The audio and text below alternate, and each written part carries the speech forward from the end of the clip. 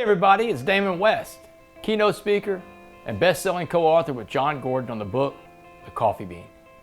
When Jon approached me this year about doing a video for his Power of Positive Summit, well, I jumped at the opportunity because it was this summit video back in 2019 that launched my entire career as a speaker. So when Jon asked me to do this summit, I was like, hey Jon, I'm all in. But Jon said this year, he said, Damon, I want you to tell a specific story, a story that you haven't told a lot of people, but I remember reading it in your book. It was a story about a time in my life when I had to rewrite my own story. I want to talk to you about rewriting your story. We all have things in our past that we aren't proud of, things that we would like to have a do-over on. But you can't. You can't change the past. The past is already done. So you can't live there anyway. So many of us get caught up in life with these fears of what other people will think or say about the things that we've done. I'm here today to tell you how to get rid of those fears, get over those fears, because fears aren't even real. Danger's real, but fears aren't. Fears are just the way you perceive a situation. And fears lie to you. They tell you things that aren't real. They make you see things that aren't there and believe things that aren't true.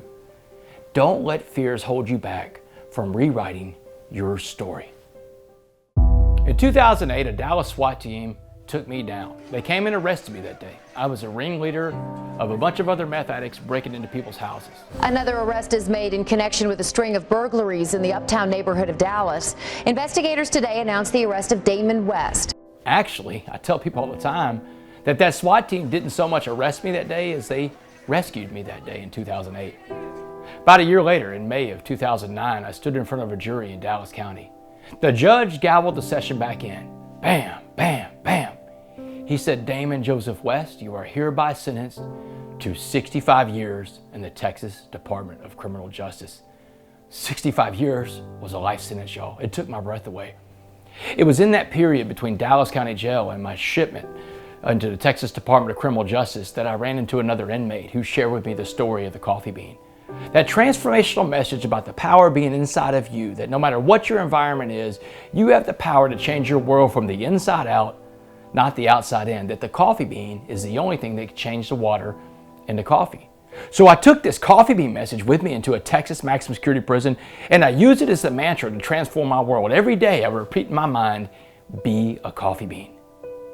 In 2015, the parole board in Texas came to see me. They had heard about this transformation going on inside of one of their toughest prisons. And they interviewed me and wanted to know if I could go out in the free world and find more coffee beans. And later that year, on November 16, 2015, I walked out of a Texas maximum security prison, not necessarily a free man because I'm on parole until the year 2073. But I walked out of prison that day on November 16th, and my parents were waiting for me in the parking lot there to pick me up because they loved me so much. And they brought me back home to their house, which would be my home now. And that first night out of prison, I asked my dad if I could use his laptop. I said, Dad, I want to go out there. I want to Google my name. I want to see what comes up. And the look on my dad's face said it all.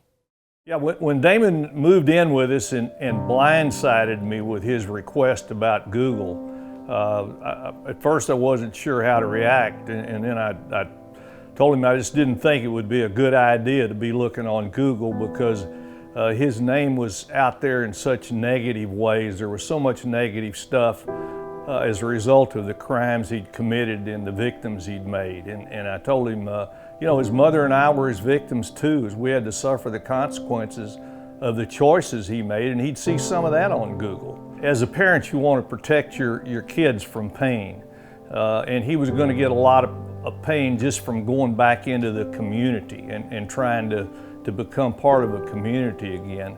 But this was also a different deal. Protecting Damon from the pain of seeing what was said about him also had to have a layer of accountability because he did most of the stuff that was said about him. No matter, I told my father, I can do this. I told my dad, I said, Dad, give me 1 year to rewrite my story. Give me 1 year to change what's said on Google out there. I told him, besides, I'm a coffee bean. I got this. The first thing you need to do to rewrite your story is to turn the page. Turn the page of that old life. Your past is over. Your past is your lesson. You learn from it and you teach other people with it. There's a reason why your windshield is bigger than your rear view mirror. You need a lot more space to look forward than you do to look backwards in life. You can't drive a car looking at your rear view mirror the whole time. You'd hit everything on the road in front of you in sight. The same thing happens in life when you're living in the past and you're looking out that rear view mirror back into those past mistakes you made, past good things you've done. Let that past go. Staring in that rear view mirror of life will only make your present a bunch of wrecks. It means owning your past mistakes and making amends wherever you can. Anytime you can make an amends and tell someone you're sorry for what you've done, it's important to do that, to own your mistakes in life. But when you get to some mistakes in life where making an amends would hurt you or the other person, don't worry about that. Do what's called a living amends. That's what I do in my life. Anytime I get to a mistake that I can't personally tell someone I'm sorry for, I go out and I do good deeds and expect nothing in return, because that is a living amend, and that allows me to turn the page. When I first got out of prison, I had all these fears. I wouldn't even get on social media at first. But I realized that those fears weren't real, and I had to overcome those fears. So you know what I did when I first got on social media to turn the page? I made my first profile picture, a picture of my mugshot from 2008, side by side with a picture of me at the time in 2016. With that act right there, I took ownership of my past, and I told anyone out there that this is me and this is the backstory, but here's the new story being written right now. Own your mistakes, make your amends, and don't live in fear to turn that page.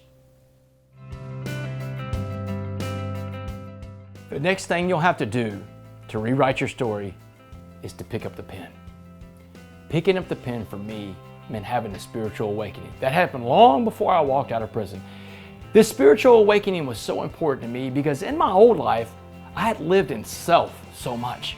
Now, I had to find a way to live my life to serve other people, being a servant leader, helping other people reach their goals in life, helping to give other people hope.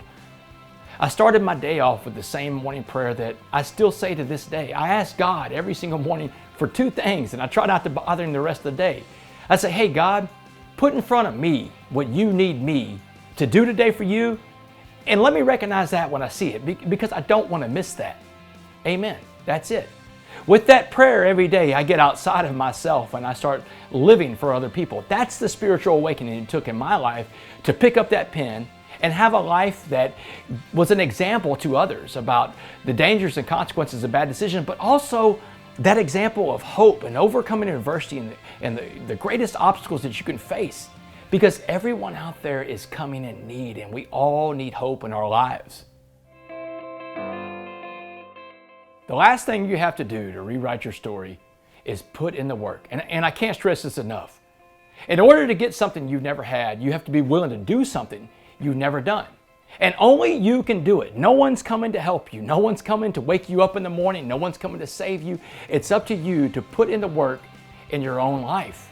When I first got out of prison and I started speaking, I would go anywhere that anybody would have me, whether it was 10 kids in a gymnasium or a room full of at-risk students or a room full of student athletes.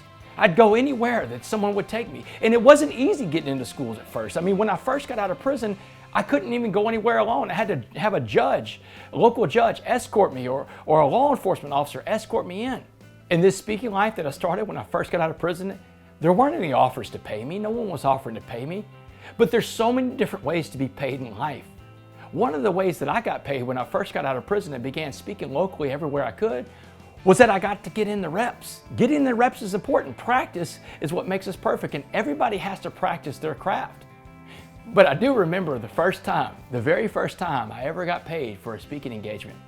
My old vice principal, Mr. Wagner, invited me in to speak to his church one Sunday in Port Arthur, Texas. And after the church service was over, Mr. Wagner hugged me and he told me those 4 words that everyone needs to hear. I believe in you. I believe in you. And then he handed me a check for $50. Okay, to Damon's credit, he worked his butt off and he changed the narrative on Google in a year. I just didn't think that was possible, but he did it in a year. Today look on Google and you see pages and pages of the positive impact he's made on the world by being a coffee bean. More than anything, his mother and I are so proud of the servant leader he's become. He's proof that we do not have to be defined by our worst mistakes, and that the best things are taught by someone who has fallen down but gotten back up. So what are you waiting for? Go out there, turn the page, pick up the pen, start putting in the work and rewriting your story of your life. You are the author of your story. Make it a good one. Go out there and go be a coffee bean.